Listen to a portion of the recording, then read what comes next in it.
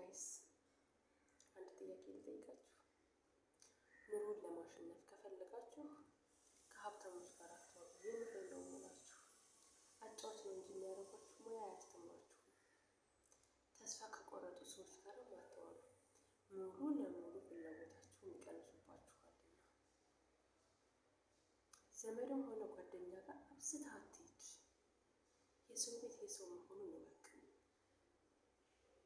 ማንኛውም ጓደኛህም ሆነ የስራ ባልደረባ በስራ ላይ ያለህን ቅሬታ አትናገር። እንደተመቸህ ሆነ በፈገግታ ስራህን ስራ።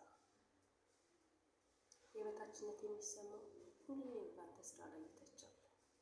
ለትችት ግን ቦታ